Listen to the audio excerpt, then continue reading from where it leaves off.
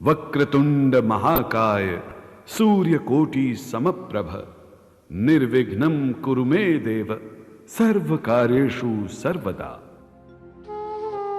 दोस्तों, जैसा कि आप सभी जानते हैं कि हनुमान जी को अहंकार को दूर करने के लिए सबसे पहले याद किया जाता है। उसी सीरीज में आज की वीडियो में हम ये जानेंगे कि किस तरीके से हनुमान जी ने शनि देव का घमंड दूर किया। आपने अक्सर ऐसा सुना होगा, हमारे घरों में कहा जाता है कि शनि देव हनुमान भक्तों को परेशान नहीं करते हैं। ऐसा माना जाता है कि जिन लोगों के ऊपर शनि देव का साया होता है उनको हनुमान जी की भक्ति करनी चाहिए और साथ ही साथ हर शनिवार को तिल का तेल चढ़ाना चाहिए। आज की वीडियो में हम ये समझेंगे कि इसके पीछे की कहानी क्या है। तो आइए शुरू करते हैं। धार्मिक कथाओं के अनुसार शनि देव ने हनुमान जी को वचन दिया था कि वे उनके भक्तों को कभी परेशान नहीं करेंगे और साथ ही साथ जिसने भी हृदय से श्री राम जी का नाम लिया उनको भी वो कभी परेशान नहीं करेंगे। ऐसे ही जब हनुमान जी ने रावण के कैद से शनि देव को आजाद किया था, उस समय भी उन्होंने इसी तरीके से उन्हें आशीर्वाद प्रदान किया था।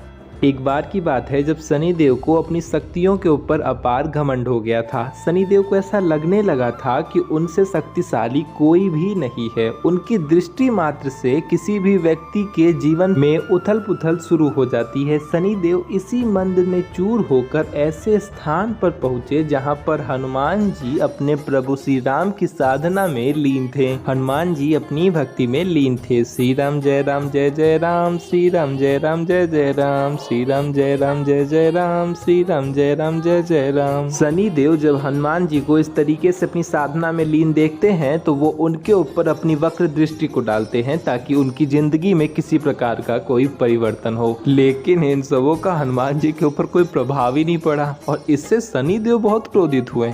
उन्होंने वानर को ललकारते हुए कहा कि हे वानर, देखो कौन तुम्हारे सामने आया है। लेकिन इतने सब के बाद भी हनुमान जी के ऊपर कोई फर्क नहीं पड़ा, जिसके बाद शनि देव फिर से चिल्लाए। उनका क्रोध सातवें आसमान पर पहुंच गया। उन्होंने बहुत सारी कोशिश की लेकिन उनके ऊपर कोई भी फर्क नहीं पड़ा। अंत में उन्होंने बोला कि हे वानर, आंखें खोल, देख तुम्हारे सामने शनि देव खड़े हैं। मैं तुम्हारी शांति और सुख को भ्रष्ट करने आया हूँ। इस संसार में ऐसा कोई नहीं जो मेरा सामना कर सके। शनि देव को ये विश्वास था कि ऐसा करने से हनुमान जी उनसे भयभीत होकर अपनी आंखों को खोल देंगे, लेकिन फिर भी उनके ऊपर कोई फर्क नहीं पड़ा और उनका गुस्सा और भी बढ़ता ही जा रहा था। अंत में बहुत ही प्रयासों के बाद, हनुमान जी को भी पता ही है, आप भी जानते ही हैं कि उनकी लीला भी अपरंपार है, तो बहुत देर बहुत मेहनत करने के बाद हनुमान जी ने आंखें खोली और बोला, हे महाराज क्या हुआ? और उससे पहले ये बताइए कि आप कौन हैं जो इतना क्रोधित हो रहे हैं। अब ऐसे में अब क्या था, जाहिर सी बात है उनका गुस्सा और हाई हो गया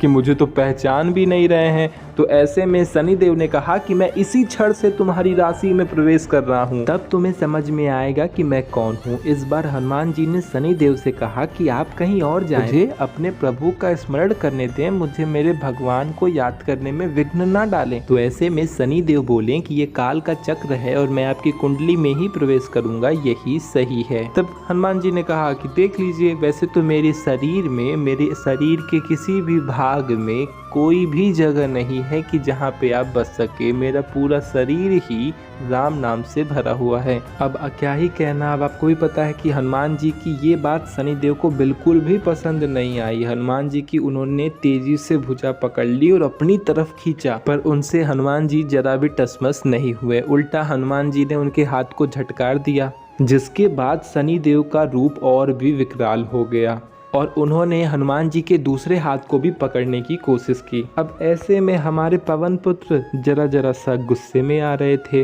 और उसके बाद इनका अत्य तब हो गया जब शनि देव ने सामने से बोला कि तुम क्या, तुम्हारे भगवान भी मेरा कुछ नहीं बिगाड़ सकते।